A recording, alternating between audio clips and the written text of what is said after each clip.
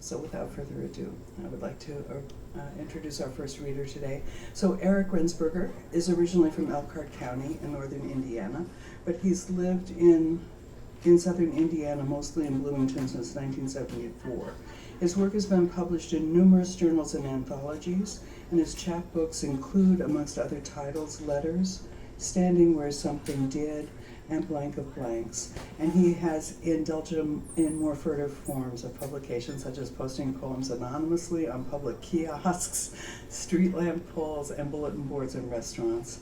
He's a convinced and persistent self-publisher. His collected works can be found at the website www.ericrensbergerpoetry.net, which is home to his major work, the ongoing chronological series Account of My Days, which at present consists of more than 1,000 poems. So I'd like to welcome Eric Rensberger.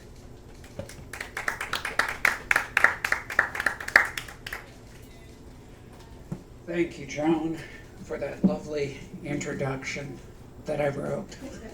You make it so easy. So I usually do the 10 o'clock slot on Sundays for the 4th Street Fair.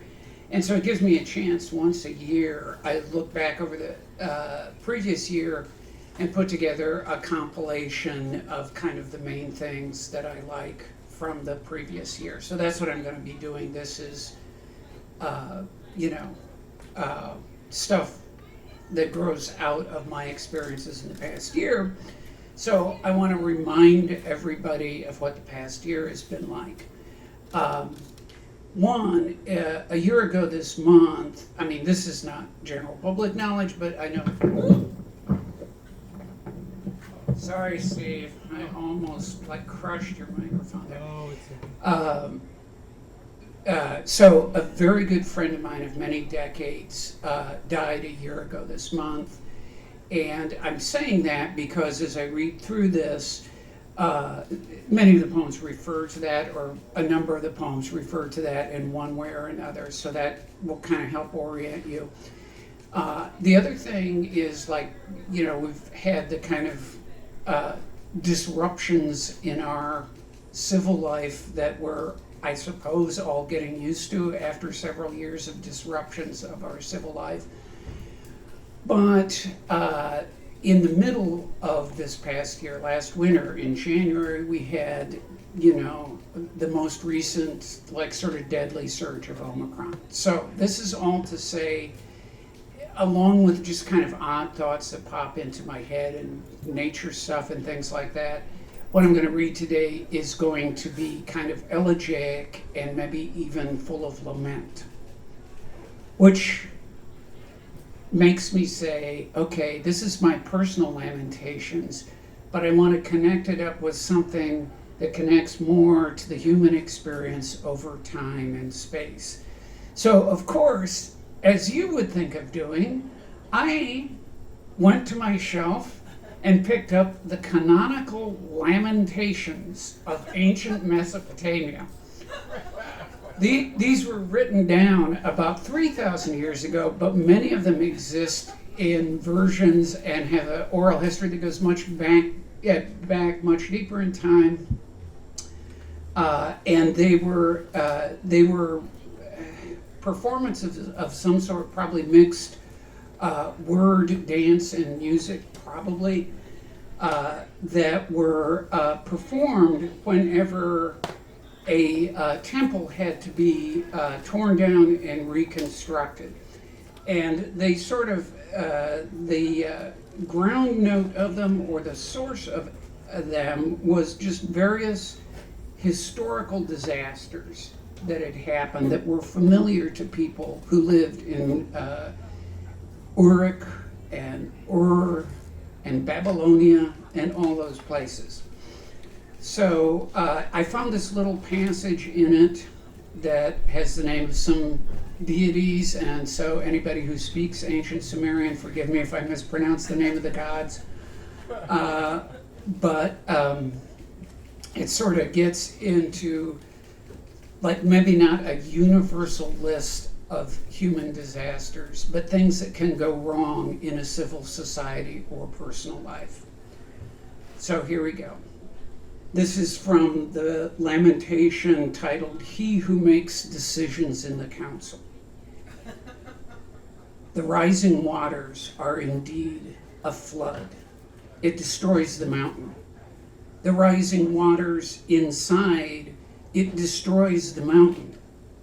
The rising waters, it destroys the mountain. The word of Musabasa destroys the mountain. The word of Shadukishara destroys the mountain.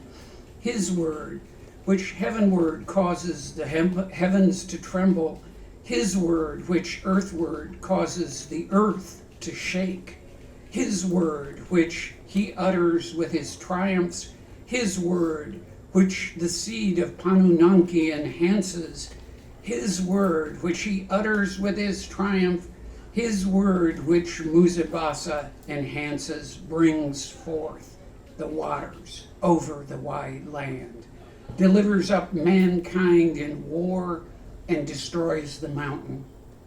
Plundering in the steppe, my desolate steppe, stationed in the steppe, scattering by the road a dragon's claw. It hurls venom.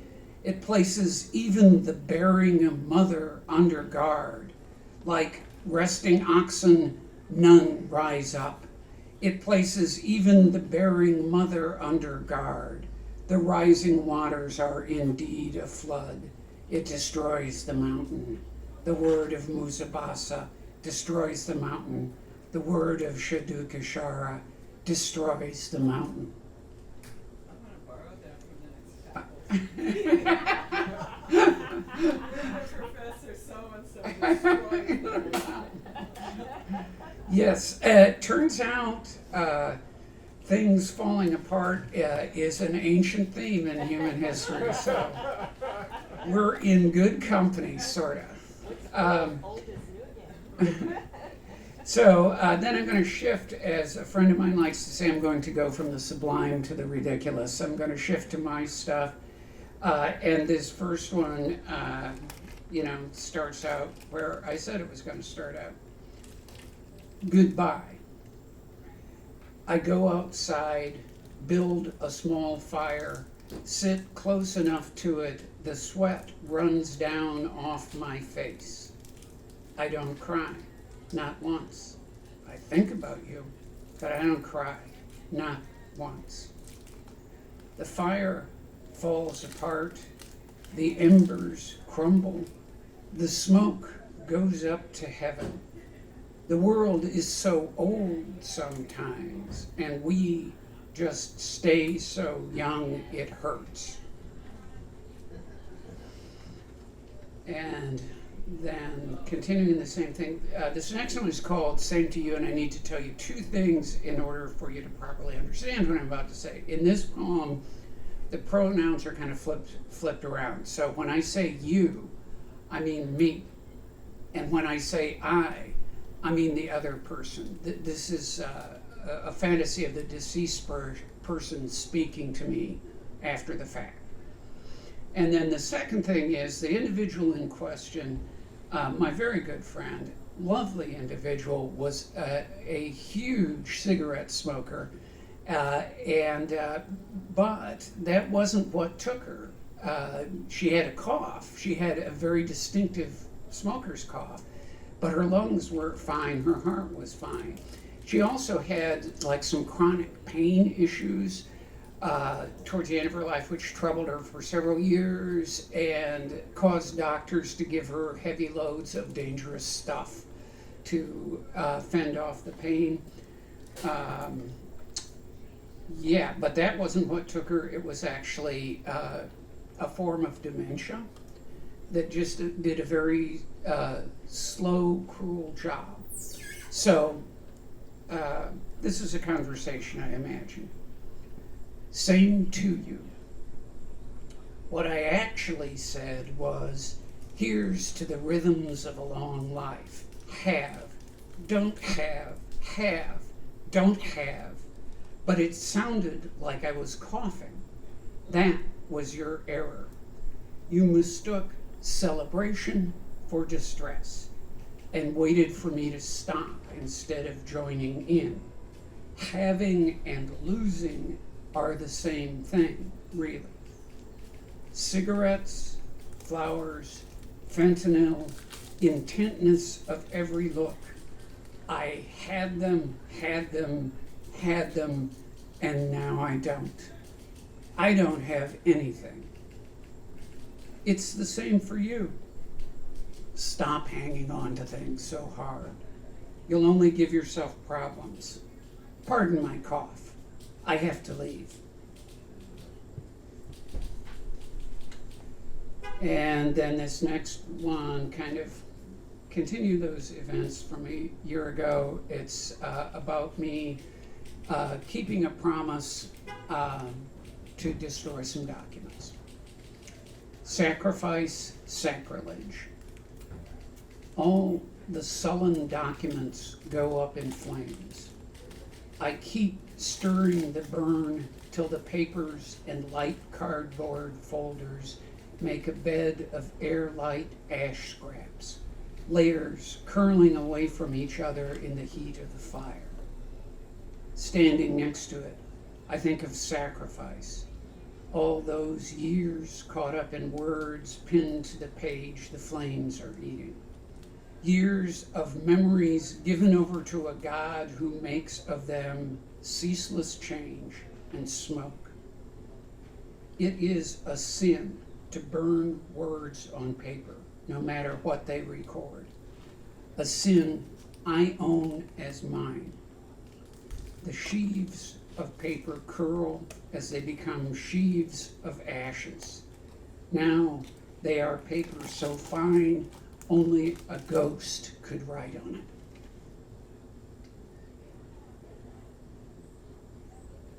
When I put this together, one of the other things that I realized was I wrote several little prose poems over the course of the year. That was evidently a thing I was kind of into this past year.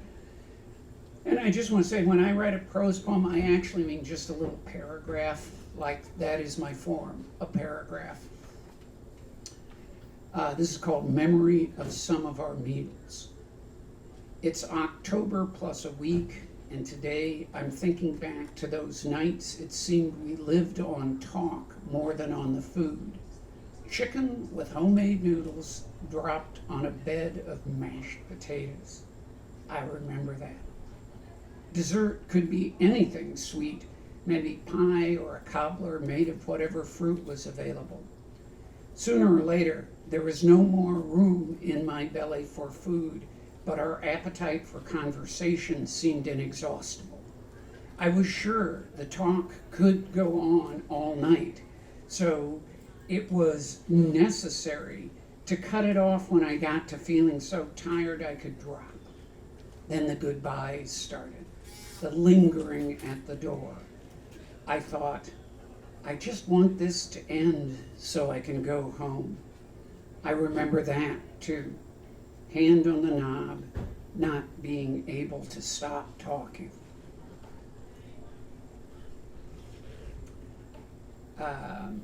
Adage. If poetry makes anything clear, it's how hard it is to say what we've lost. Hunter's Moon.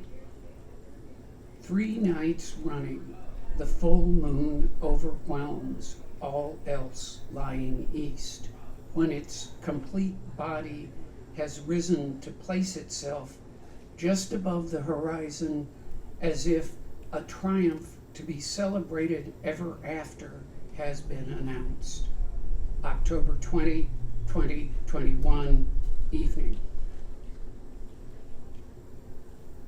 And we skip a few months. We arrive to January, which the title of this poem is a date given in numerals, 1/10/22, which was like sort of the middle of the local Omicron surge and kind of a scary, depressing time last winter. 1/10/22.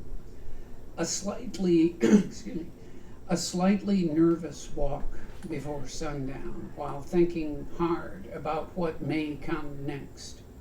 In the west, an outburst of color. The sun is having a brilliant forethought about what to do tomorrow morning. Sometimes I wake up early, 4 a.m. I go to the grocery. It's empty except for stackers, checkout clerks, and me and my detailed, oppressive thoughts about the future. It's fevers, floods, and fires. I lay it all on the nearest altar. I lay it all and back away. I lay at peace some nights and wonder if it's right to lay at peace while the floods grow stronger, the fevers and fires burn, and all that. Okay, here's another of those prose poems. Historical imagination. They moved about in smaller rooms. We have proof of this. Awkward as it seems, they still managed to get from one room to another by edging around the stacks and piles. In the rooms where one would sit and talk, the furniture was so close together knees touched. But knees were smaller then. We have proof of this. Even if the seating was cramped, there was still room for a table with a small surface to sit between, say, an armchair and a small couch or love seat. You could set a drink on it, or an undersized sandwich.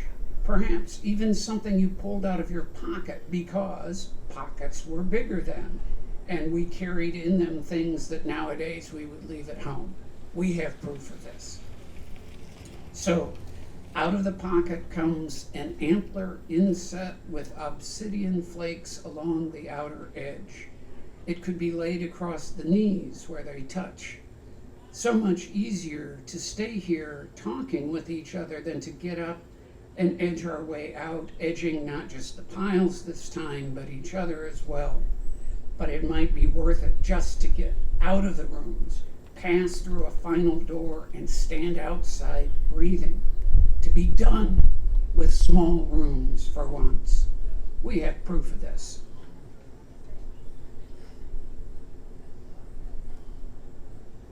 A 1,000 elegies are not enough. We've thrown off whatever hides us from ourselves, and all there is to see is grief. All the words for now, for the way it is, stumble over each other like someone cursing in pain. I'm not ready to say them, and even if I were, it would just be words of someone who understands nothing.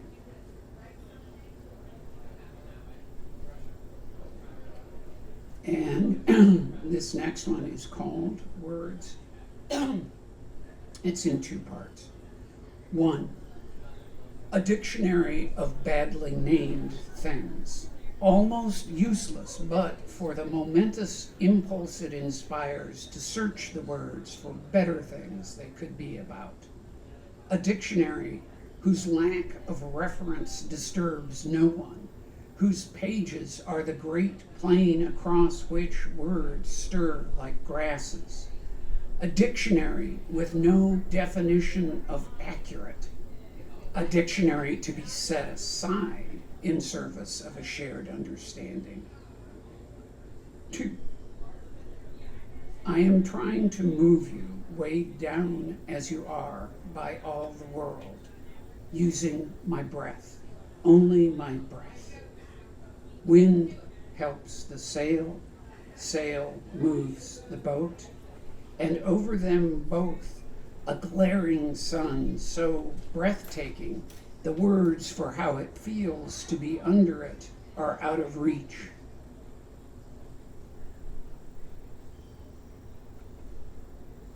Stopping to look. After the sun has gone down, but some light lingers, you give up on seeing.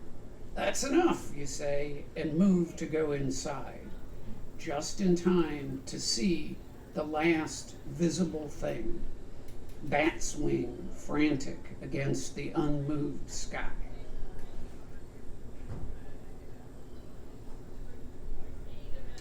And this is another little paragraph / prose poem. Later, we learned everything we needed to. It was the reason often cited for our newfound patience, and though it added to the mess already in our heads, it was nice to have an explanation. At night, when the unendurable became visible in the form of those merciless stars settled in their inescapable courses, we were burdened by the gift of wisdom we had acquired. Seeing fate rolling overhead excited us in ways we found unpleasant. We invented dreaming, praying, and placing bets to soothe ourselves. Violent efforts, really, and likely to fail.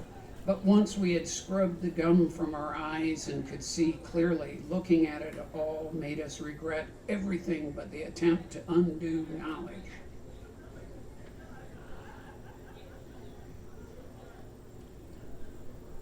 It started to rain. I was only a short walk from the house. I went in and picked up the book lying on the table. There was nothing in it, and really, I didn't need for there to be anything in it. It was enough to have a book of white pages, helpless as they sound when I say it this way, begging to be spoken to.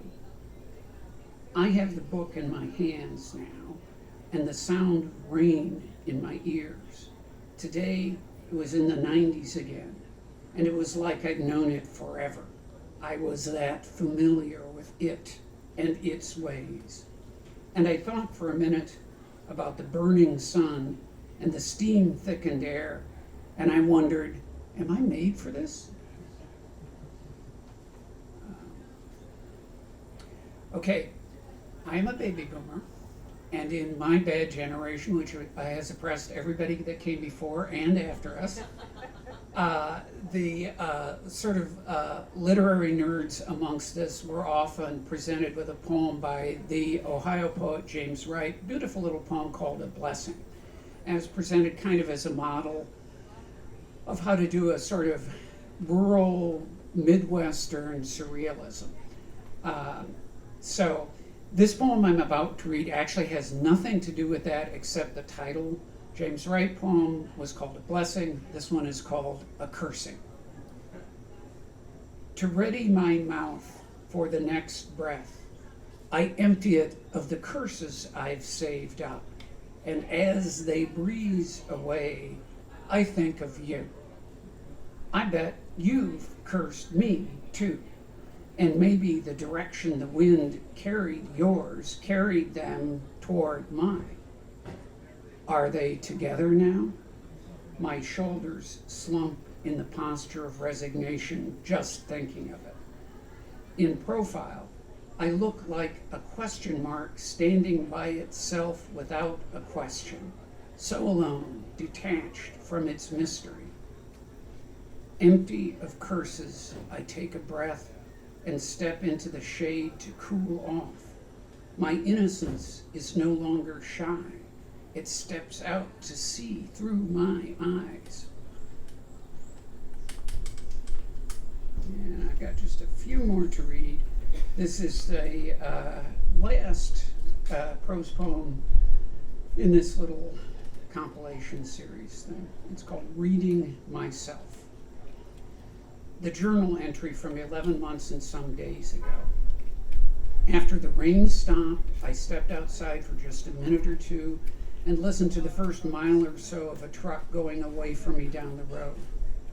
I began to liken the dim yellow light coming onto the deck from the living room to a number of things, but none of them was interesting or even like the dim yellow light. I enjoyed the air, slightly chilly and such a relief after so many hot nights this summer. A year ago, it was a few days after my friend died. Many years, much talk, days or nights in this place or that, excited, tired, hungry, full, laughter, quiet. I wrote down none of the memories flooding my mind that night, only words about the rain, the air, the light, the truck.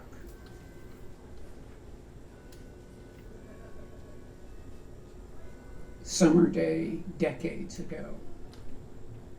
As your mowing reaches the center of the field, the laps get shorter and your excitement grows with the tightening of the tractor's circuit. You are tired, you stink of sweat and machine oil, you carry the sun home in blisters on your shoulders. You lay unbathed on the sheets in the deep of night. No breeze comes through the window. In all distances, night's heavy air has settled over hayfields like the one you pursued to its center. Morning is far away, and though you can't sleep, everything you feel and breathe and smell and even the thoughts you have might be a dream. The audience has grown as I've read. That's always nice instead of the reverse happening. That's happened to me too.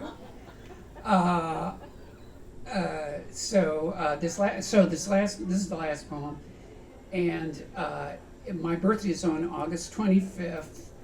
And usually around that time, on the day of or the day before or the day after, I write myself a little birthday poem.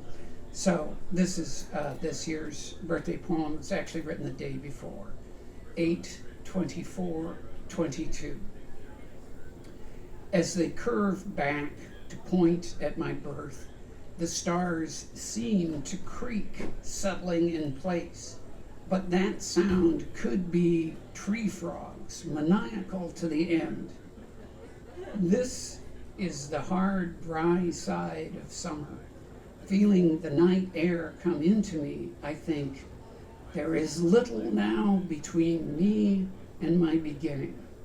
Little to show, but 6 dozen years and a few songs. Thank you.